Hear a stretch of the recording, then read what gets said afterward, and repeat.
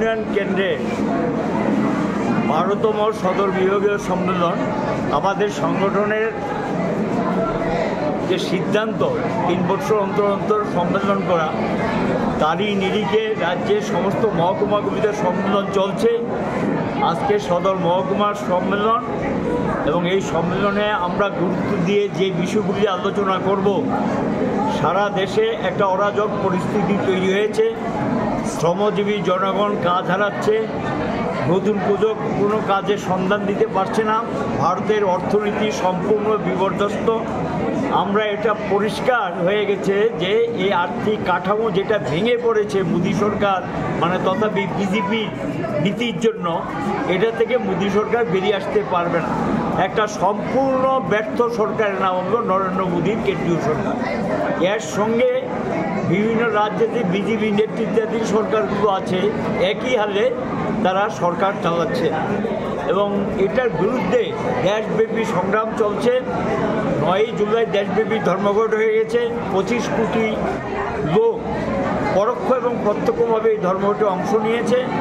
আমরা আগামী দিন নরেন্দ্র মোদী সরকারের যে সাম্প্রদায়িক নীতি, জনগণের মধ্যে বিভাজনের নীতি যেগুলো গ্রহণ করেছে, এটাকে যেমন রুখব, তার পাশাপাশি বেকারত্ব, দারিদ্রতা অবসান করার জন্য, একটা শ্রেণীহীন সমাজ করার জন্য ভারতের ট্রেড ইউনিয়ন কেন্দ্রের যে লক্ষ্য এবং উদ্দেশ্য, এই আন্দোলন চলছে, এই লড়াই চলছে। এই লড়াই তীব্রতা আমরা আরও বাড়াবো, কারণ সরকারের দিক থেকে আক্রমণ বাড়ছে। আক্রমণকে প্রতিহত করার জন্য শ্রমিক শ্রেণীকে মুখ্য ভূমিকা সেখানে গ্রহণ করতে হবে। তার সঙ্গে থাকবে কৃষক এবং সহযোগী শক্তি হিসেবে অন্যান্য গণতান্ত্রিক আন্দোলনকে যুক্ত করে আমরা একটা তীব্র সংগ্রাম দেশব্যাপী করে তুলব। আমাদের CI2 বিভাগীয় সম্মেলনগুলিতে আমরা এটাই গুরুত্ব দিয়ে আলোচনা করছি, এখানেও আলোচনা করব। গেল দিনগুলিতে যে লড়াই আমরা করেছি, সেই লড়াইয়ের আংশিক সাফল্য এসেছে। মোদী সরকার নিরঙ্কুশ সংখ্যাগরিষ্ঠতা পায়নি এবং দুটো অন্য দলের উপর নির্ভর করে এখন সরকার চালাচ্ছে।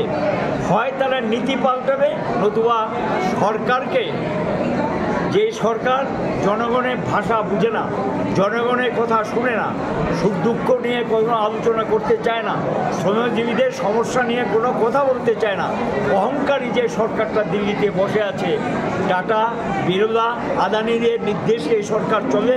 এটা জনগণের সরকার না, এটা আদানিদের সরকার, আম্বানিদের সরকার। কাজে এই সরকার জনস্বার্থ বিরোধী এবং চরম জনস্বার্থ বিরোধী। কাজে এই সরকারকে আমরা মনে করি তাদের এই নীতির জন্য তাদের সরকারে থাকা উচিত না। লড়াইটা চলছে এখন অর্থনৈতিক দাবি দেওয়ার সংগ্রাম, আক্রমণটা চলছে রাজনৈতিক আক্রমণ। বিজেপি দৃষ্টিভঙ্গি নিয়ে রাজনৈতিক আক্রমণ চলছে। কাজেই শ্রমজীবীদেরকে তারা বাধ্য করবে আগামী দিন অর্থনৈতিক সংগ্রামকে রাজনৈতিক সংগ্রামে পর্যবসিত করে এই সরকারকে হটিয়ে দেওয়ার জন্য আহ্বান আসবে এই শ্রমজীবীদের পক্ষ থেকে, যদি তারা নীতির পরিবর্তন না ঘটায়। আমাদের ত্রিপুরাজ্য আমরা লক্ষ্য করছি, আমাদের এখানে শ্রমিকরা কাজ হারিয়েছেন, শিল্প কারখানা প্রায় অধিকাংশ বন্ধ হয়ে গেছে, অরাজকতা চলছে, দুর্নীতি চলছে ব্যাপক হারে। জায়গার কাজ নেই, টুইপের কাজ নেই, যাও কাজ করায় পয়সা পায় না এবং সেখানে মণ্ডল সহ বিজেপির নেতারা লুটপাট করছেন। এখানে মিছিল, মিটিং, লড়াই, আন্দোলন, সংগ্রাম করতে গেলে বাধা দেয়, আইনের শাসন বলতে কিচ্ছু নেই এবং তাদের ক্ষেত্রে দেখা যায় তারা সমস্ত অধিকারগুলো ভোগ করবে, আমজনতা সেই অধিকার থেকে বঞ্চিত।